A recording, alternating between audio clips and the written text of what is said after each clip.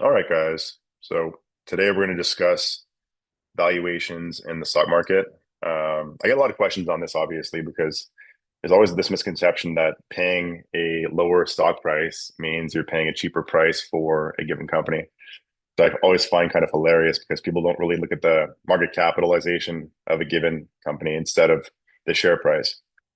But just to kind of break it down easily, and then we'll do some Q&A afterward, get any questions at all. I'm going to try and make it super simple, right? I made this little infographic kind of thing for you guys to understand. So a stock price is, in essence, the earnings per share of a company, what they actually make from their operations, multiplied by their PE multiple, right? Essentially. So this reflects the fundamentals in the EPS. The multiple reflects the belief of how they'll perform in the future, essentially. Now, a multiple premium is the price per dollar of earnings that you're paying for, essentially. If you're paying, for example, for a very, very high multiple stock like a Tesla, you're paying many, many dollars per dollar of earnings. And the way you can think of it is kind of like thinking about if you were to buy a business yourself, and this is what Warren Buffett kind of uses as a mentality in approaching investing in companies. He thinks if I were to buy the business as a whole, you know, is it worth buying at the current price? So I always go back to the basic example of like an ice cream shop because it's very, very simple. It's like an explain like I'm five example where if a company is making, for example, like $10,000 a year from selling ice cream, and the company wants to sell their business for 100 grand, you're paying 10x for that multiple, right? But let's say, for example, it's like a high tech ice cream company, with AI machines that make interesting flavors, for example, right? All of a sudden, that same company making $10,000 maybe is trying to charge $1 million for the valuation, right? Now you're paying 100 times earnings, a much, much more expensive multiple to pay. And the way you got to think about it is like how to get your money back. So like earlier on in my investment career, I had many opportunities to invest in startups. Um, there was one company I invested in called Arrow Smartwatch, and they had a smartwatch with a camera on it with a rotating bezel, and essentially their valuation was predicated upon like their R&D and their having already created the watch itself, like in China they had a prototype already made, so they were asking for $1 million valuation, right? So to buy 1% of the company, you had to put basically $10,000 in, right? And there wasn't any earnings there at all whatsoever, right? So that's kind of like a pre-earning company. But anyways, that was a good lesson for me to learn because I paid like a decent multiple for nothing essentially. I got a cool story out of it. I watched them make commercials in California for the watch, and I got an actual watch and stuff like that. It was a cool experience, but it cost me some money, right? Anyways, back to the point here. So a multiple is the price investors will pay for a future stream of earnings. And this multiple reflects belief about, confidence in the company, right? Is the company going to do very well going forward, right? Will it grow going forward, right? Is that growth sustainable? Do they have a moat where it can be sustained, for example, right? As well as any possible risks. So these are things you got to think about when you're investing in a company, obviously. And then as it pertains to the belief, the market values future cash flows out as far as like 20 years. So, in university, if you're in a finance program, you do something called discounted cash flow analysis. DC, it's called DCFF, discounted cash flow of the firm. And basically, what you do is you predict the future stream of cash flows in a company, and then you discount them using the current interest rate, and get a present value of the company based upon the future cash flows. But again, it's pretty much impossible to know what a company will do way, way down the road. As we saw during COVID, like you might think airlines are safe for a while, or cruise lines are safe for a while, or whatever got affected heavily, or a company like one of the biotech companies that came up with the vaccine, right? There was no predicting that they would have a vaccine for a global pandemic, so it's impossible to really value companies that far into the future, right? And so in reality, markets will only look 1 to 2 years into the future. And that's why earnings reports typically give you guidance for 1 year into the future, right? Um, they might talk about, for example, like like 2 year or 3 year out endeavors they're working on, like Tesla as an example.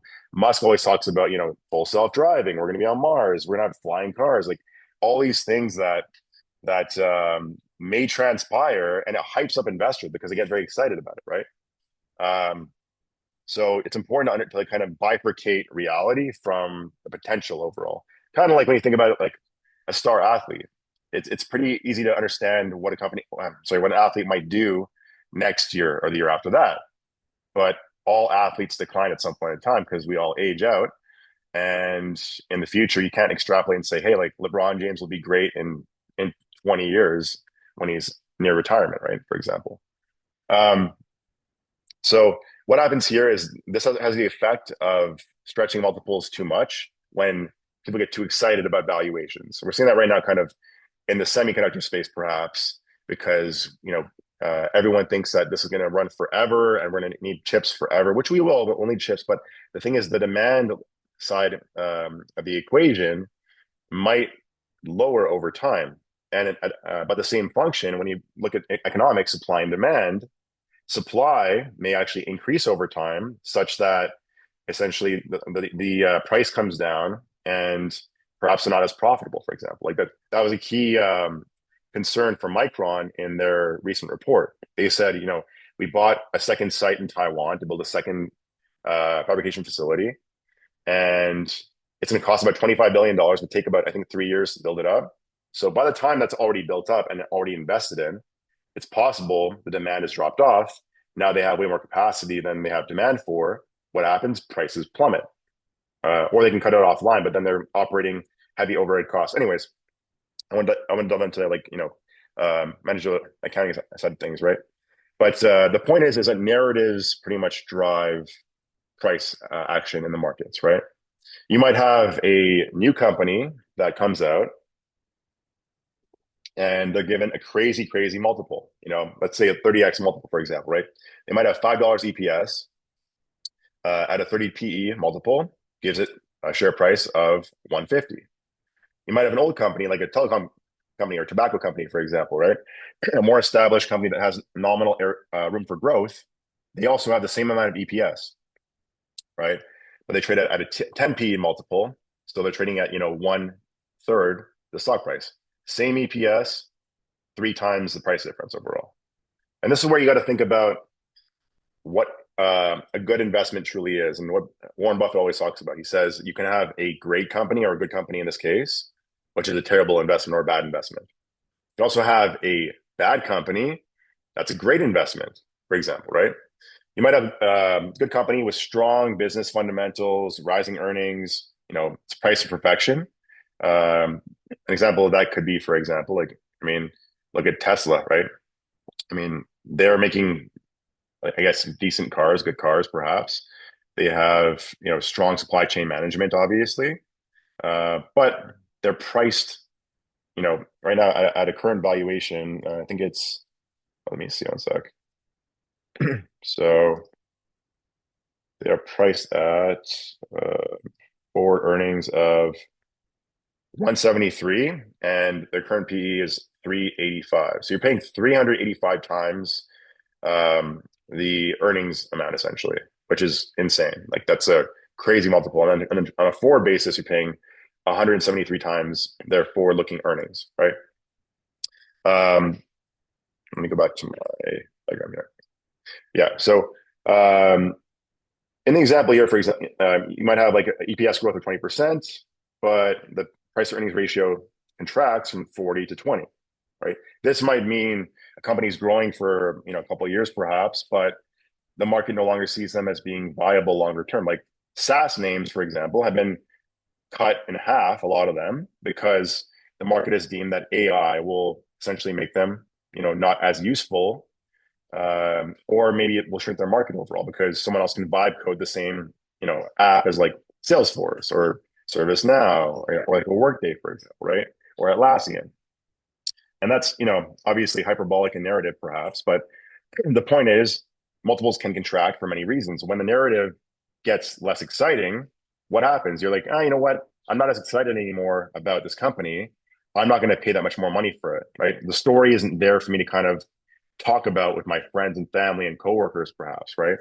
Whereas the narrative around, like a SpaceX or a Tesla in the past, for example, or semiconductor stock, those narratives can get very, very exciting, and you might see like these thoughts in your head of like the futuristic narrative where we're using rockets to go to Mars and we're colonizing Mars.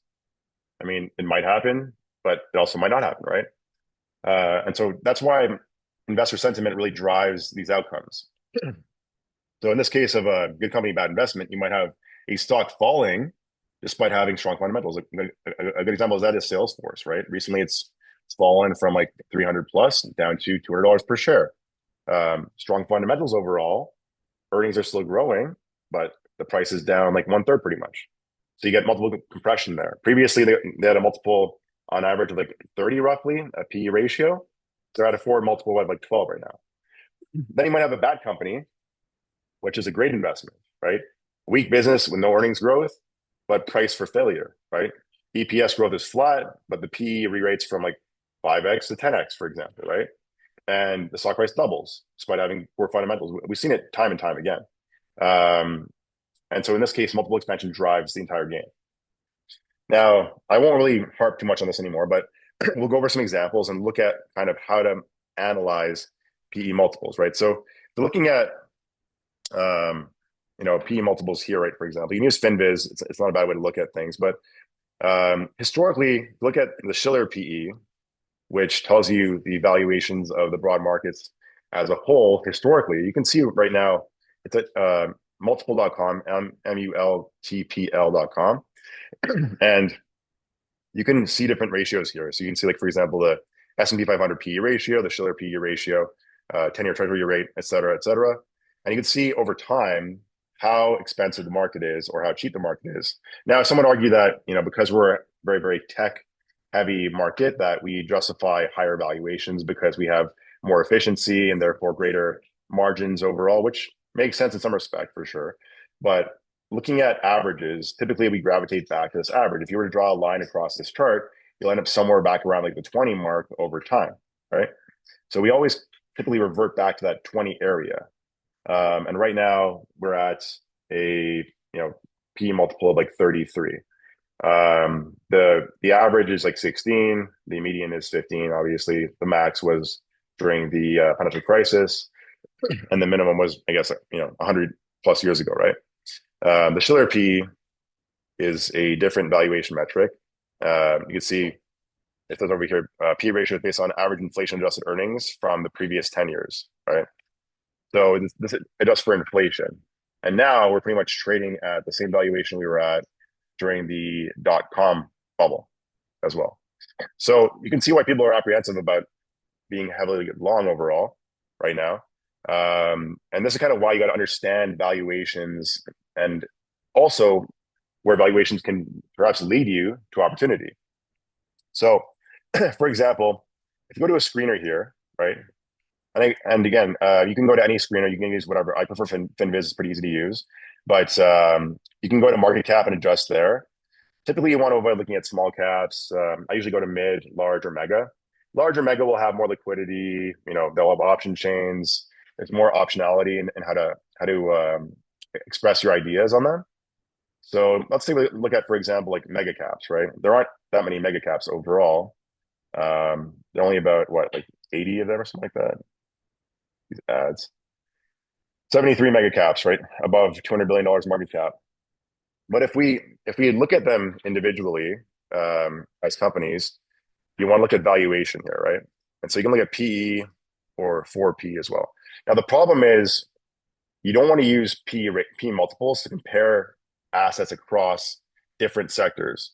You want to compare assets in the same sector because it'll pretty much it's a very useful statistic to use to tell you how expensive or how cheap a company in a given sector is.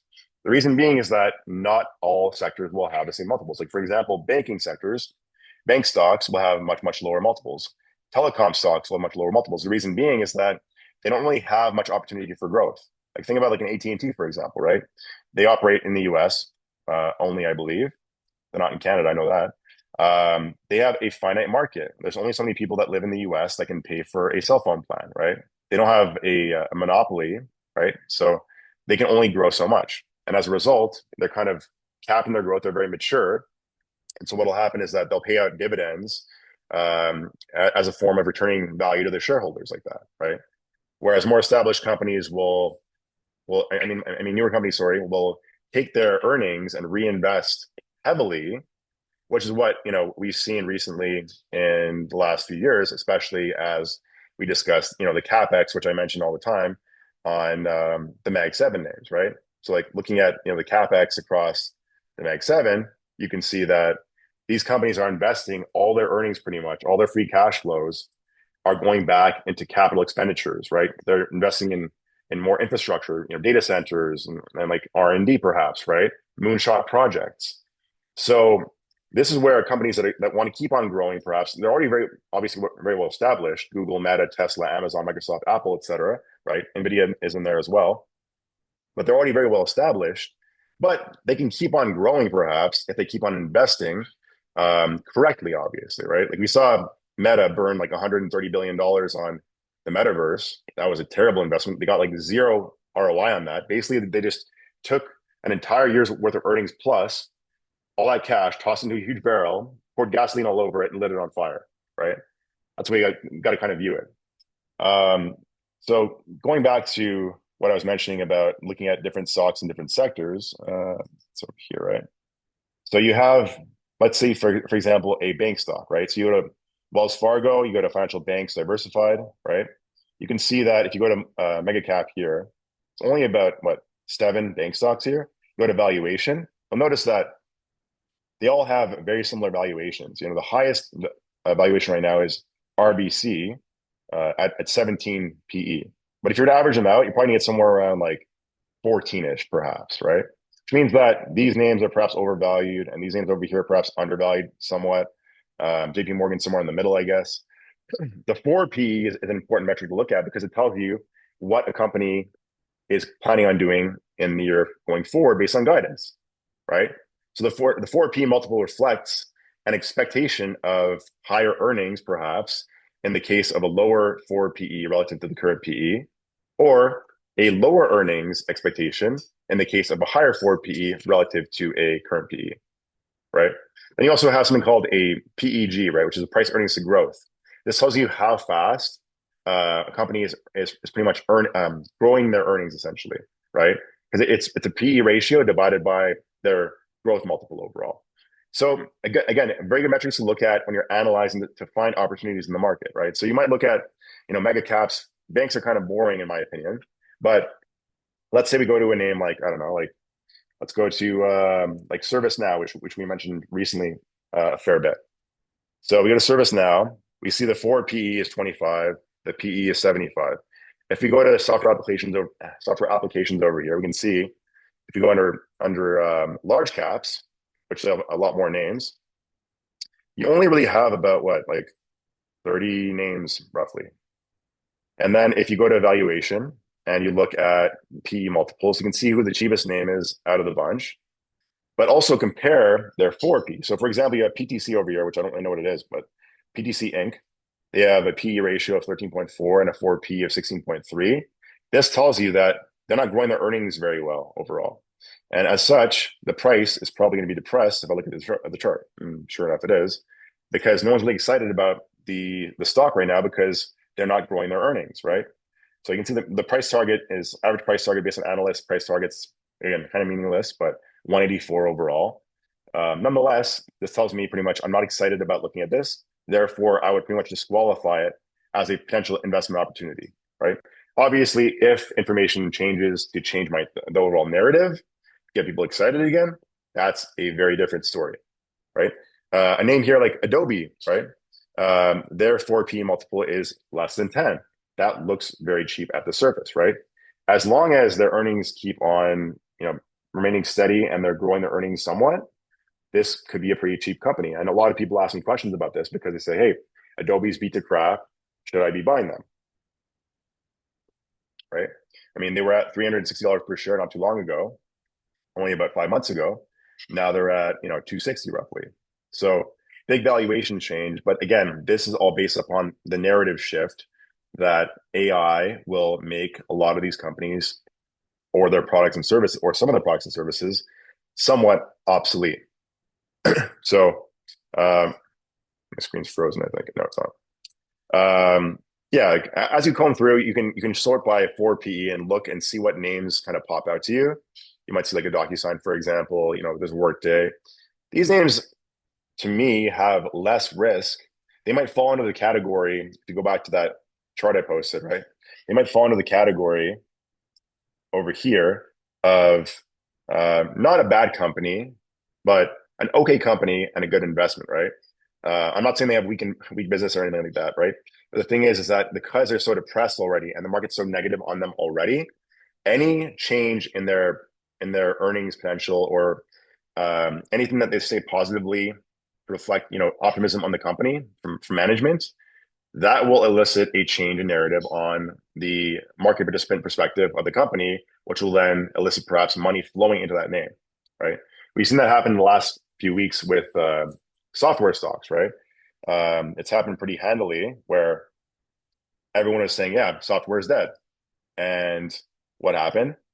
Software sold off heavily from a high of 115. It was down 37% at the low. But if you caught somewhere in the low, even if you caught like the average support area somewhere around here, like 8250 roughly, you would still be up right now from this point by about 26%, which is why it's very important to look at not the most hyped companies because hype can drive a name higher for a long time. I mean, look at Tesla, for example, right? Tesla has gone higher, even though the fundamentals are totally detached from reality. They've made more money from selling stock than they have from selling cars, like profit wise. That's a fact. Um, so, like you look at this and you're like, okay, like when is this going to come back down again, right? No one really knows. I'm not saying to go in short names, right? But again, we're looking at how to value companies and how to look at valuations. So back to where is it? There we go. Back to the P multiples over here, right? So again, looking at four Ps, you can scan here and you can pretty much deep dive into companies that look kind of interesting. You want to look for a forward P that's typically less than the PE, meaning that earnings are going to be growing going forward, right? You also look at the PEG ratio as well and see where you're finding a much, much higher growth rate on a given company. Like here you have like Grab Holdings, and they do delivery service, kind of like DoorDash, you have HubSpot, you have Atlassian, Workday, right? So these names look kind of interesting. Obviously, I mean, Grab is what, three bucks a share roughly. The valuation here is like $15 billion market cap. They have sales of like 3.5 billion. The question is like, will they grow their sales ever again, right? Given that it's pretty heated market where there's not many barriers to entry overall, and the margins are pretty thin. It's not like a super exciting business overall, but this could be an opportunity where you might say, you know what, no one else is looking at Grab, no one's optimistic on it. One small pivot in their business to the upside, and all of a sudden they go to like $5, right? And you make return of whatever 30-40% on your investment. So again, it could be a bad company perhaps, or a poorly run company, but could be a good investment because it's just so beat up overall. Different sectors have different valuation metrics. If you were to like average across the PEs across these SaaS names, you'd see the multiples probably be somewhere around like perhaps 40-ish, right? Board multiples probably somewhere around like, I guess, yeah, maybe like 30 or 40-ish. You typically don't want to be paying too much overall for lack of growth because it means that you're paying for a company that's not growing, and that presents a lot of risk. So alternatively, when you have corporations like, let's say like Marvell, right? So Marvell today popped, I think, like 25%, because 30% today, right? All because Jensen Huang said they should be $1 trillion company, right? They're currently worth $250 billion as a company, right? The current PE is 98, 97. 4P is 47 roughly. The valuation here is pretty rich. You're paying 46 4 times earnings. and we have an increase in share price of 30% because Jensen Huang said that Marvell is the next $20 company, essentially, right?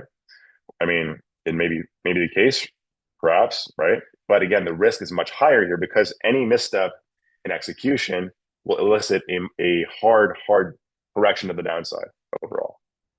Um, yeah, so as an investor, you want to look at obviously the market cap. You want to look at the sales, which are the overall revenues, and then the net income, which is the profit overall, right? To kind of scan, you can look at PE multiples. Forward PE multiples are better to look at because obviously they give you a good case for what's happening in the future. And then furthermore, you want to look at perhaps the PEG ratio as well.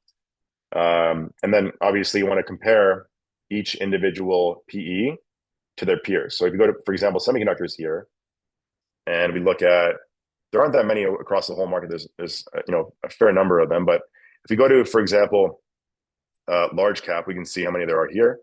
Only one page. If you go to mega cap, which has many more, right? Sorry, many less overall. You only really have 11 names here. And again, looking at valuation, when you compare them, the PEs are pretty rich across the board. Like the lowest PE here is Qualcomm at 26. Their 4P is 23. If you guys recall, I think it was about a month and a half ago, roughly, I did a little presentation in one of our morning meetings talking about Qualcomm being one of the most undervalued chip stocks. They had a 4P of like 12. Now they're at 23 because the share price has gone from like 130-ish to like 240 in the span of, you know, a month and change. So valuation can change very fast. I think that's pretty much it for what I wanted to cover today. I'll stop it here, I guess, and leave room for questions. Any questions here, guys?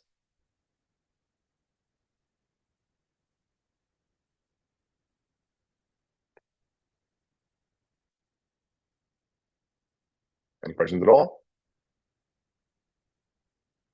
Nope. All right, guys. Well, hopefully that was useful to you. If you have any questions at all, toss them in the chat, and I'll post the replay. Yeah, Damien, no worries at all. It's a pretty basic topic, right? I mean, people ask me about it, so.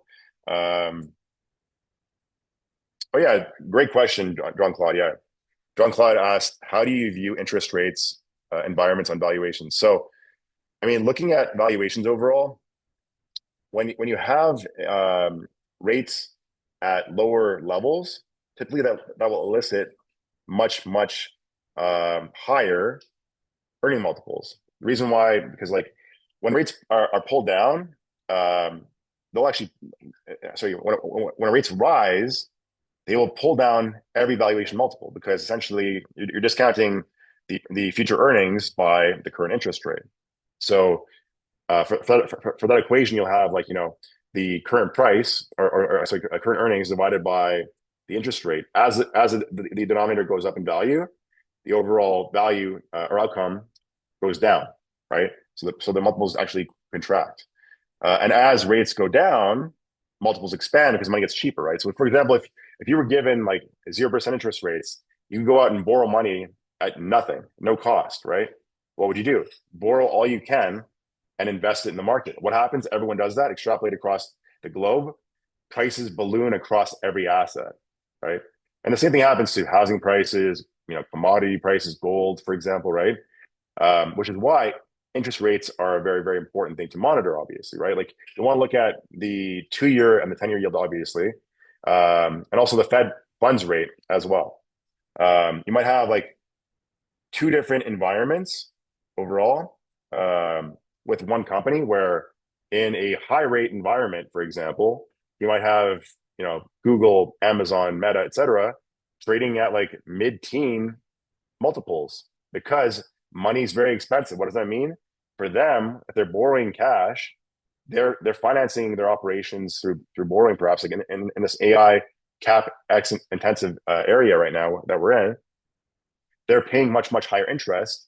Therefore, the business is worth less overall, right? And vice versa. If rates are much lower and money's pretty much free during COVID, there was, I think it was like 80 billion or maybe even more than that between like Visa, Apple, I want to say Google and Microsoft. They issued like 40-year bonds. You can Google this. Apple issues 40 40-year bonds. Yeah, it was, let me see where it was. Yeah, it was right here. Here's, it's like, let me share the screen with you guys.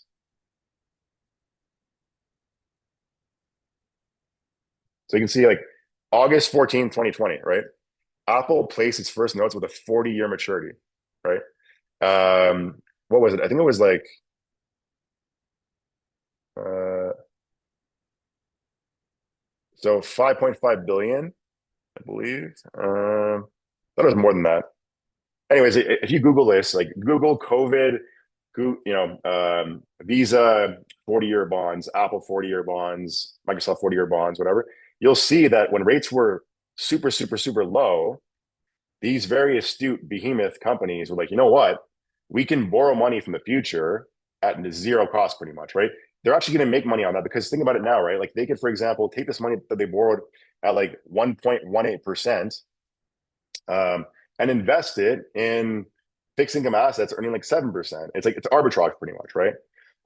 So that's why rates really have a massive effect on the perspective of the economy, right? Or sorry, the prospects of the economy and also the market as a whole.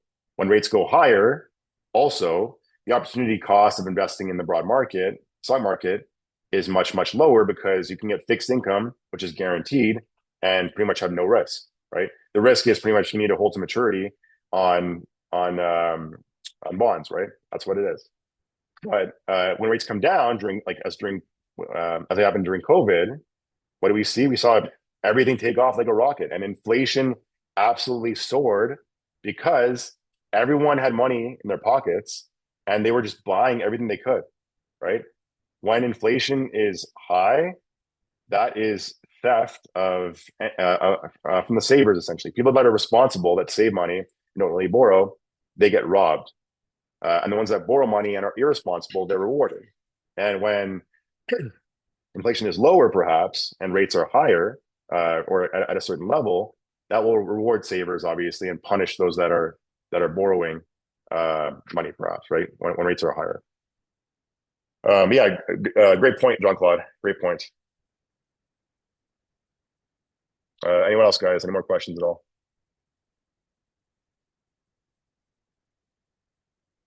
Yeah, that's kind of why there's a big issue with the U.S. debt overall.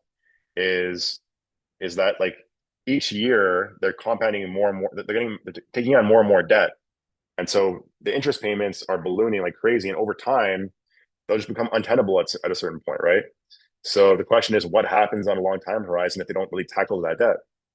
Um, you could argue that perhaps the country could default on it.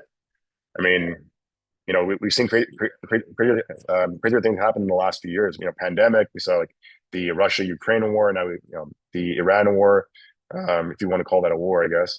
Um, yeah. Anyways, guys, I won't drag on. Any questions you have at all, just toss them in the chat. I'll post a recording of this online, and yeah, see you guys in Discord, and have a great day. No problem.